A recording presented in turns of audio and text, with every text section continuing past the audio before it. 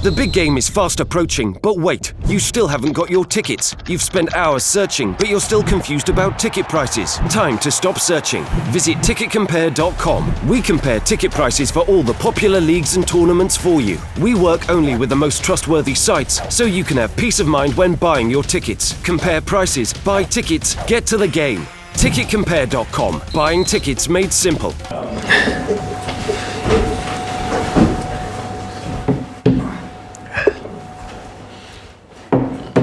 A bit far away. It does, aye. Nobody in the front row. Right, there we go. Okay, so same as usual, Paul, if you want to kick us off to do broadcast session first. David, good afternoon. Hi there. Just on the stadium, first of all, any thoughts on that from a manager's point of view, any concerns there? No, I've just heard something about it. Look, I know nothing about the stadium. I'm not aware of anything at all which happened. I've come here to do the job with the team and I've got very little understanding of what's really happening. Well, look, on the pitch you've been in for 3 games. What has encouraged you most and what are your main concerns? There's been bits of encouragement in all the games. I think Leicester was probably undoubtedly our best all-round performance, even though it probably only was good for one half of the game. I thought it was the same in the Everton game. I thought for 20 minutes of the second half we were okay. If we get a goal, then we give ourselves a chance. When we didn't, then we didn't give ourselves any chance whatsoever. But I think there's been moments where we've looked okay. Probably the biggest thing is, the players are trying to improve. They're trying to get better. The hard bit to take is when it becomes individual mistakes, which I think a lot of our goals have been down to recently. Is the size of the job, the task at hand, bigger than you expected? I was hoping it would be a bit easier, I've got to be honest to tell you, but I think football, you just never know in football, so I think it is a big task and I think it's a big job, but it's a good job and they've got good players here and I think we're okay. I think we've got a good team. You look at that Everton result, and Everton have been widely criticised for their performances in recent weeks and months. How damaging do you feel that could be? Have you had much of a task trying to lift the players after a result like that? Well, I think if you'd watched the game, I think the first 10 minutes both teams were scared stiff of each other, and I think whoever could take a bit of initiative. And I've had a chance to watch the game back, and I think the only player who looked to get on the ball was Wayne Rooney out of all the players on the pitch. I think Wayne tried to do something in the game and take a bit of control, and ultimately became the one who did with his goals. We didn't take any initiative at all, and that's where we've got to get much better, and we've got to start trusting in ourselves to do so, take the ball and make some passes and play forward. I thought at the start of the second half we were the team who done that, so we have to be ready and we have to take up the challenge. The next 3 are Manchester City, Chelsea and Arsenal. What's the message to the players ahead of 3 games like that? Well, I think the message is the same. I don't think I've ever gone into any game not thinking that we're going to win, or we've got a chance of winning, or we've got to get something out of it. Undoubtedly we're playing against probably the most informed team in the league, as everybody can see. But that doesn't mean to say that they're unbeatable, because they will be beaten somewhere, and we've got to hope that it's us. What is the best way to stop Manchester City? I think we've seen some teams play well recently against them. Huddersfield had a really good goal. I think Southampton in midweek had a really good goal. There'll be other teams who challenge them in a different way. I saw last season where some teams went right up against them and made it very hard. So I think there's ways to play against them. I think they've got weaknesses. I don't think they're completely unflappable in what they've got. But I think that what they've got is going forward. They've got people who can really create chances, take chances, and they're very clinical, and they have been for many of the games. They were scoring a lot of goals, so we've got to try and make sure that we're in the game all the way and give ourselves every chance. And one of those guys is Raheem Sterling. How aware are you of his ability this season? It seems to score late winners 4 times this season. Yeah, I think those winners are sometimes the mark of teams who go on to win things. I think to score late goals. But I think Raheem Sterling's always been a good player. I think he was a good player at Liverpool. I think he's stepped up again. I think he's working with a really good coach who's, I'm sure, encouraging him. But he's also playing with really good players who are helping him get the ball in the right areas and giving him the ball where he can finish. What shape is your squad in going into this and getting injured players returning? Yeah, we've got a few injured players. I don't want to be someone who talks about injuries, but undoubtedly we've got a few injuries. But we're going to go to Manchester and try and put on a good show and try and make sure that we can take something from the game. Ultimately, that's what we have to do. Have you got Andy Carroll and Javier Hernandez back? No, Andy Carroll's not back yet, and Javi's not back yet. But as I said, we've got a few missing just now, but it's the same at a lot of clubs. Any of the defenders back? Winston Reid, Jose Fonte? Winston Reid's come off with an injury. We'll check him out tomorrow. Jose Fonte's a long-term injury. He's got a couple of months probably before he's back in the fold. And what about Adrian? Is it a realistic chance for him to stake a claim for the number one spot with Joe Hart unavailable? Well, I think when you get in, then you show me what you can do. Ultimately that's the same with all players. You have a squad of players, and when you get your chance, you've got to show that you're good enough to play. And that's the same not just for Adrian, but for others as well. Lanzini, will he be on penalties? I don't know if I've not really thought too much about it, but obviously, for us, we can't afford to miss any opportunities we get. That was a big opportunity the other night. So it's something we'll need to talk about and look at and discuss. Your opposite number on Sunday, Pep Guardiola, he had some passionate words of advice for Nathan Redmond at the final whistle in their game against Southampton. How would you feel if he did that to one of your players? He spoke to one of your players at the end? Well, I hadn't seen it up until today, and I would think Pep would only bother himself with good players in giving advice. So, I think it should probably be seen as a positive. Pep Guardiola is a really good coach. If he's interested in you, then if he's interested in giving you advice, then I could only think it would be good stuff. You think that could help a player rather than sort of undermining the opposition manager, especially if he's offering tactical? No, I don't necessarily think it'll help. I think it would just show that maybe you're well thought of, not by your own manager, but also by other managers as well. I know John Stones won't play on Sunday, but obviously a player you know well. What did you see in him at Everton, and how good can he be?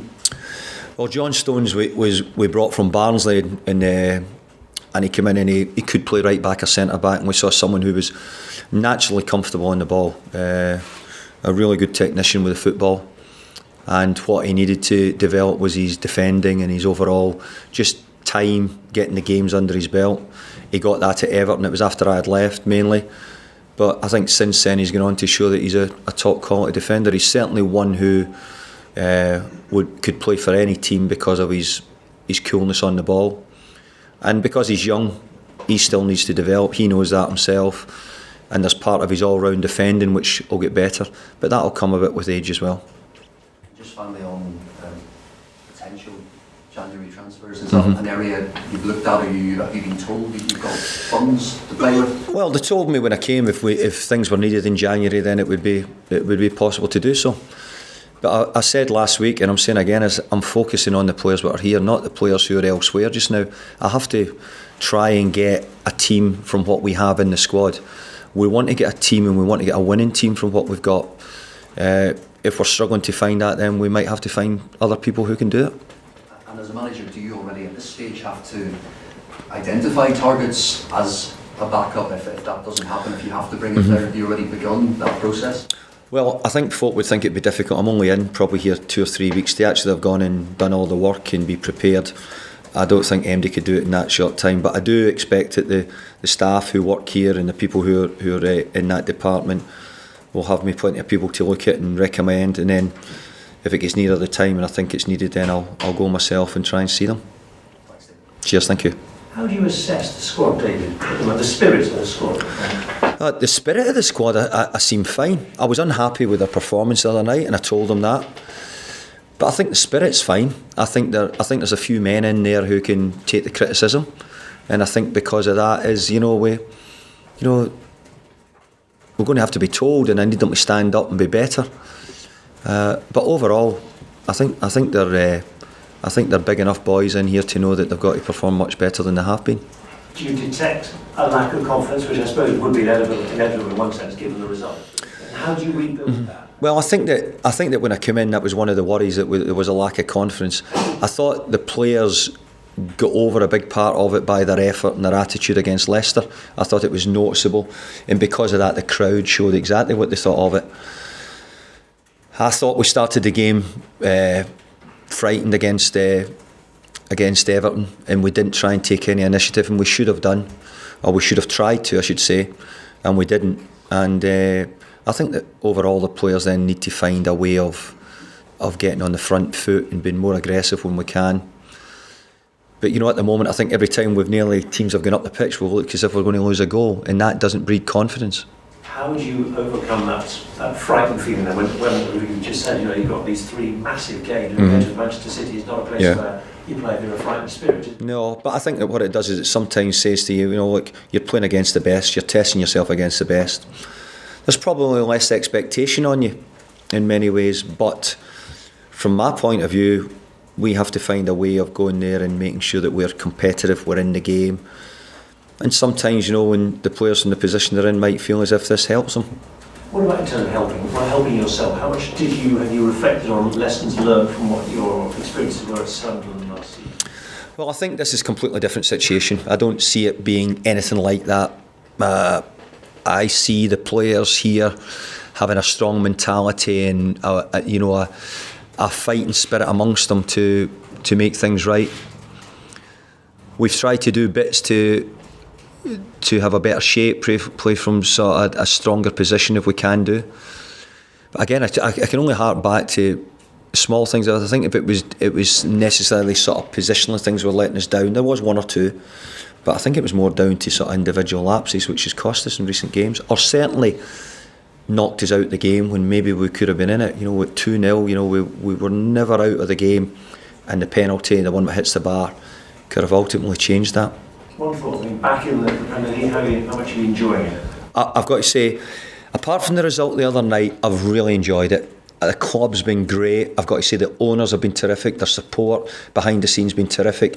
And something is, the support of the West Ham people, the supporters as well, because I think West Ham supporters know what the job, how difficult the job is, and I think they understand the situation we're in. So at the moment, apart from the result in midweek, as I said, I've really been enjoying it.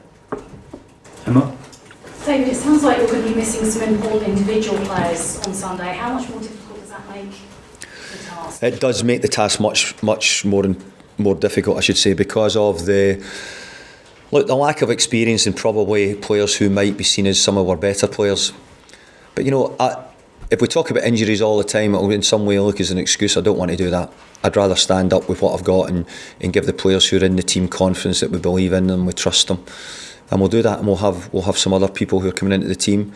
It might not just be this game; it might be other games as well, because we've got a few long-term injuries. I've heard some of the fans saying that actually they might like to see some of the younger players come through into this side, and the position that you're in, you understand maybe why you'd be reluctant to do that, but is that something that you might have to do, you might be tempted to do? If I could play young players, I would do. My history has always been to play young players. You look back, the players have given their debut in the young players, I think as many as most. But you have to do it at the right time and do it at the right moments when you think you can. And also, I've got to see enough from the young players to suggest that they're better than the players who are in just now. So we have to see that. But we are at the moment, we've got 2 or 3 young players making the bench quite regular, and that's mainly because of the squad numbers as well. But if any of them get their opportunity, well, we're ready for them we'll give them every chance to show what they can do. But they need to show us when they get in that they're capable of staying in. I'm assuming you would want a response from your team after the Everton result, but how difficult is that away from home against Manchester City? As difficult as there is at the moment in the Premier League, you've got to say. I think there's other things we're looking for. We're looking for a better performance. We're looking for it.